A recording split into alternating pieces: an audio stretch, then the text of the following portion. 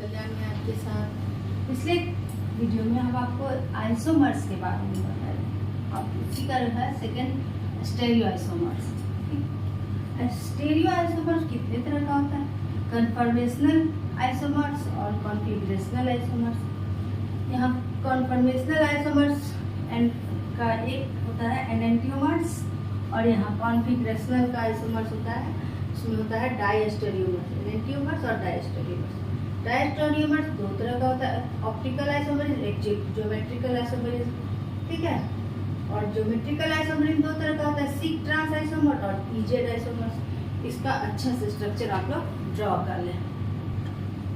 इसको इरेज कर दें, एक बार इसको देख लीजिए।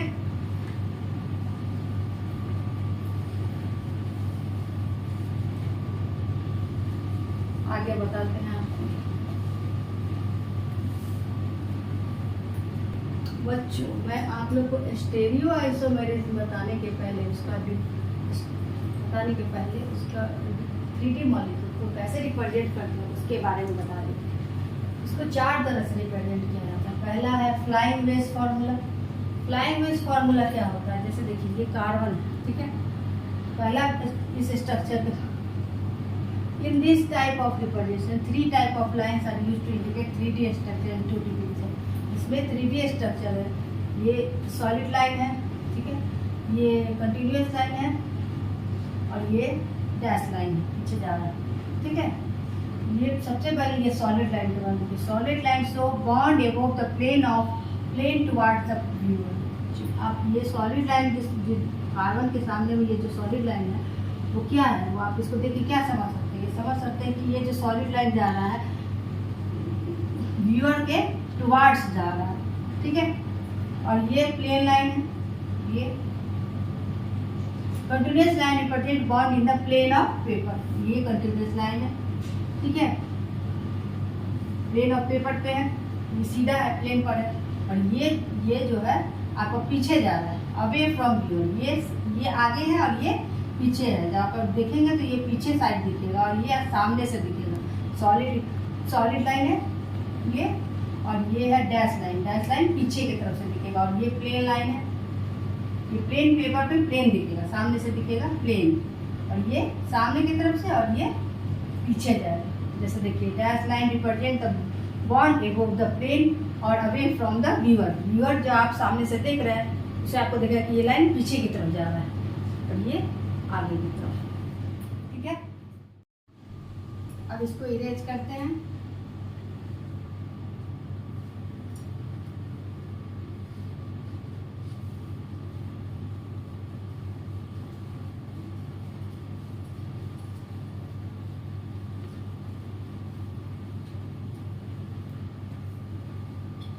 फ्लाइंग वेज देखिए।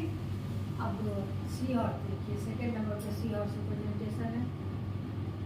Sea horse projection represent a spatial arrangement of all atom or group on 2 adjacent carbon। 2 carbon atom के बीच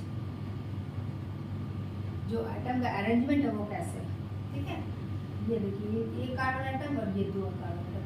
इसमें क्या करा था? Bond between 2 carbon atom is represented by diagonal line. इसको हम डायगोनल लाइन से रिप्रेजेंट करते हैं। रिप्रेजेंटेशन में 2 कार्बन के बीच ये जो है ये डायगोनल लाइंस है। तो नीचे वाला लाइंस है तो left hand bottom end represent nearest atom to the observer. नीचे का जो बॉन्ड है वो ऑब्जर्वर के नजदीक है और ये आगे जा रहा है।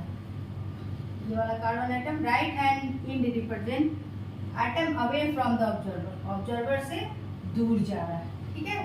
ये ऑब्जर्वर के नजदीक है और ये दूर जाना है, ठीक है। और ये डायगोनल लाइंस बीच में दिया हुआ है। अब ये देखिए, इसको हम अगर ये देखिए ये 2 कार्बन एटम है, ये कार्बन एटम जो है यहाँ कार्बन है, यहाँ कार्बन, ठीक है। ये इसका 3D स्ट्रक्चर है, ठीक है। इसको हम जब 60 डिग्री पर रोटेट कराते हैं तो ये देखिए ये कैसा है, ये स्ट्रक्चर क्या है? वाई शेप है। एक एटम है, ये दोनों वाई के शेप का स्ट्रक्चर। जब इसको 60 डिग्री के एंगल पर किए तो थोड़ा सा ये टर्न हो गया, थोड़ा टर्न हो गया, 60 डिग्री का थोड़ा टर्न हो गया 60 डिग्री के एंगल पर। यहाँ टर्न हो गया, फिर एक बार और इसको 60 डिग्री के एंगल पर करते हैं तो ये क्या होता है, ये उल्टा वाई के शेप में आ जाता है। ठीक है, ये देखिए उल्टा उल्टा वाई लग रहा है देखने से, ये उल्टा वाई है। ठीक है, सी हॉर्स रिप्रेजेंटेशन को समझ गया। कर दे,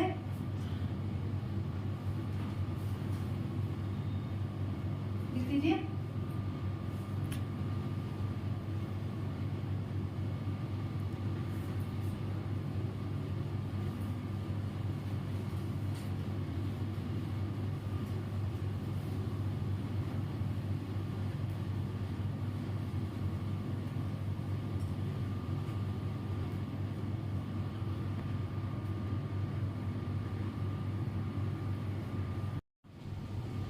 न्यूमैन रिप्रेजेंटेशन, तीसरा नंबर पे Newman representation. Newman projection represent the special arrangement of all the carbon और group into adjacent carbon atom. दो कार्बन एटम के बीच ये जो है सो आपका एटम का अरेंजमेंट है। पहला कार्बन यहाँ बीच में और दूसरा कार्बन है ये राउंड एक्सिस के through. In this representation, molecule are viewed along the axis of carbon atom. Carbon atom के axis मतलब बीच में। ठीक है, तो front carbon atom represent dot, सामने जो है ये सामने का carbon atom। ठीक है, और back का carbon atom represented by circle। Circle के द्वारा इसको रिप्रेजेंट किया जाता है। पीछे ये पीछे है बैक में, और सामने से है सामने का कार्बन एटम ये। ठीक है, आप देखिए इस कार्बन एटम को इस तरह से रिप्रेजेंट किया जाता है। देखिए ये जो एटम का एडजस्टमेंट है, ये देखिए यहाँ भी एक मीथेन है, ये मीथेन है, कार्बन कार्बन, इसको 60 डिग्री पर रोटेट कराएंगे।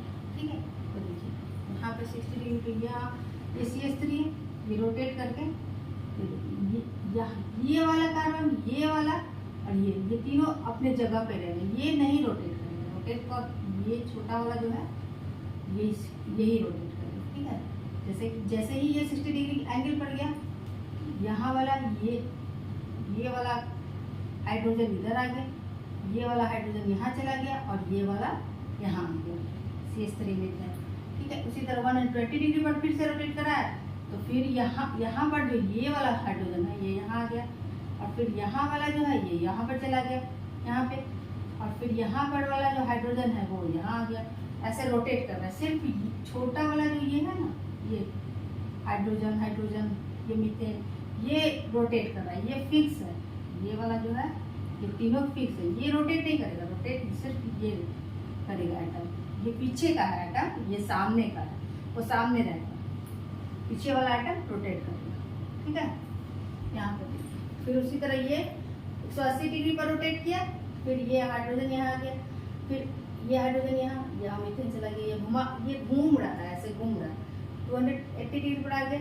फिर जैसे जैसे घूमते जा रही है, देखिए यहाँ पर जो ये हाइड्रोजन था यहाँ आ गया, ये रोटेट किया, ये हाइड्रोजन है, ये वाला हाइड्रोजन यहाँ था, जो ये यहाँ पे था ये यहाँ आ गया। फिर से ये 240 पर जो रोटेट किया यहाँ पे था, ये यहाँ है, ये रोटेट करके यहाँ आ गया। फिर घुमा, फिर ये 300 पर फिर मीथेन यहाँ आ गया, और फिर यहाँ पे आ गया, और ये रोटेट कर रहा है। हाइड्रोजन यहाँ आ गया, यहाँ आ गया, यहाँ आ गया, 300 डिग्री पर देखिए फिर से उसी पोजीशन पे चला है। यहाँ मीथेन है, यहाँ हाइड्रोजन है, यहाँ हाइड्रोजन, यहाँ हाइड्रोजन। ठीक है, एक बार और फिर से देख लीजिए। ये देखिए एक बार 60 डिग्री पर जब रोटेट किया तो हम इसको यहाँ लिया, इसको यहाँ लिया ई वाले को, और ये वाला जो है इसको यहाँ कर दिया, ये वाला जो था ये वाला इसको हम यहाँ कर दिया। ठीक है, और फिर उसके बाद यहाँ पर जो था हाइड्रोजन इधर को, फिर यहाँ पे ये यहाँ से घूम के फिर यहाँ आ जाएगा यहाँ पे, और फिर उसके बाद ये वाला फिर यहाँ चलाएगा, और फिर यही वाला फिर ये वाला यहाँ आ जाएगा। ऐसे तो एक रोटेट करते जा रहा है, रोटेट करते जा रहा है 120 पर, फिर इसी तरह 180 पर रोटेट किया, यहाँ पे ये 180 पर बीच में आ गया, ये फिर 240 पर जब रोटेट किया तो देखिए यहाँ हाइड्रोजन यहाँ था, यहाँ आ गया। फिर उसके बाद फिर 300 पर जब रोटेट किया तो देखिए ये यहाँ पर जो मीथेन था इधर आ गया। ठीक है, और ये अब फिर से 360 पर है, फर्स्ट पोजीशन है और ये लास्ट वाला पोजीशन जो है दोनों बराबर हो गए, सेम टू सेम। देखिए नोट कर लीजिए।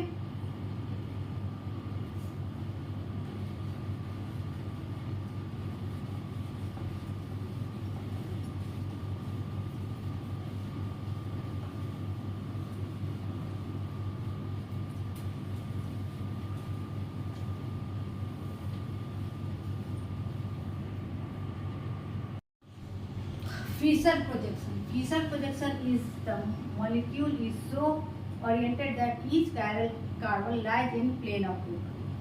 Carbon lies in plane of paper. Plane of paper पे ये कार्बन को बनाएंगे, ठीक है। Plane of and horizontal bond on the right and left conventionally projected above, ठीक है। राइट ऑन लेफ्ट ये हॉरिजॉन्टल लाइन को right on left, right on left, right on left projected किया गया, ठीक है। while other two vertical bond projected below the plane of paper, ठीक है। वर्टिकल पे लाइन पे ये वर्टिकल लाइन है, ये हॉरिजॉन्टल लाइन है। इस पर जो है सबसे ऊपर में कार्बन पर plane of paper and the most oxidised functional group का सबसे टॉप पर रहेगा। ये क्या है, एल्डिहाइड है और ये कीटोन, ये सबसे ज्यादा ऑक्सीजनेटेड है, ये टॉप पे हो गया, ठीक है। Place at the top and the maximum number of carbon atom should lies on the vertical line. Maximum number जो है कार्बन एटम जो है वर्टिकल लाइन, यहाँ से लेके यहाँ तक ये क्या वर्टिकल लाइन और ये हॉरिजॉन्टल लाइन। सबसे ज्यादा कार्बन एटम किस पर है, वर्टिकल लाइन पर, और उसके टॉप पर ऑक्सीडाइज्ड कार्बन एटम, ठीक है। ये ग्लूकोज का है और ये फ्रुक्टोज का, दोनों का ये मोस्ट ऑक्सीडाइज्ड फंक्शनल ग्रुप, ठीक है। कीटोन और ये एल्डिहाइड है। इसको ठीक से आराम से लिख लीजिए।